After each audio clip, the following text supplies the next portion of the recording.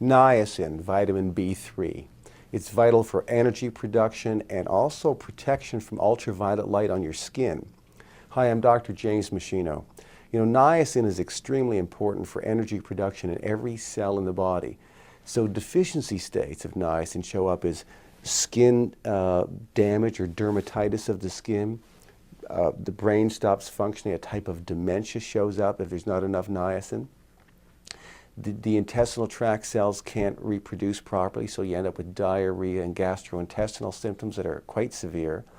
And also a sore mouth, angular stomatitis. That's cracks here in the corners of the lips. And so they've looked at supplementation studies with niacin, because niacin seems to be multi-purpose.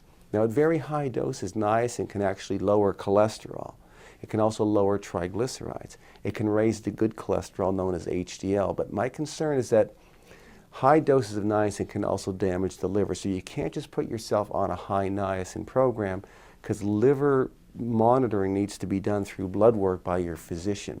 To lower cholesterol in most cases, I prefer to use two natural agents, gum google and artichoke leaf extract, which I write about on my website, because these are natural things that don't really cause a lot of damage and are extremely non-toxic and very effective.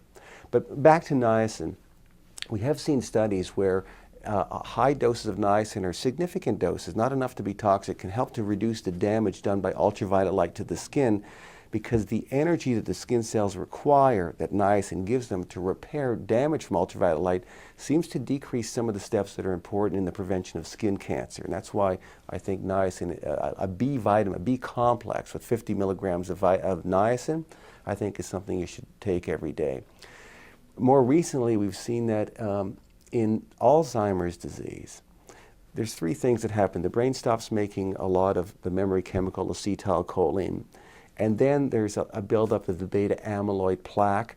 And there's been some research showing how you can block some of those events.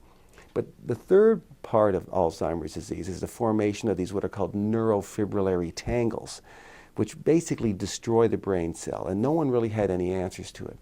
Well, recently some animal studies have shown that niacin at certain dosage, very high doses, has been able to block the formation of neurofibrillary tangles in certain animals that are predisposed to Alzheimer's disease. And so human studies will probably follow very shortly.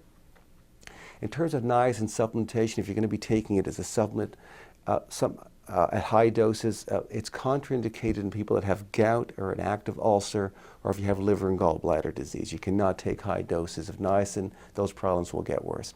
So you see, it's a bit tricky.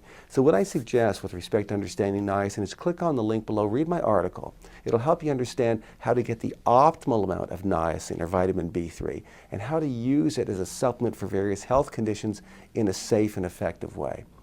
Now remember that at machinohealth.com you'll see my other teaching materials or footage from my live seminars, other research review papers that I have, other downloads and resources I've created. They're all there to help you lead a long, healthy, functional life.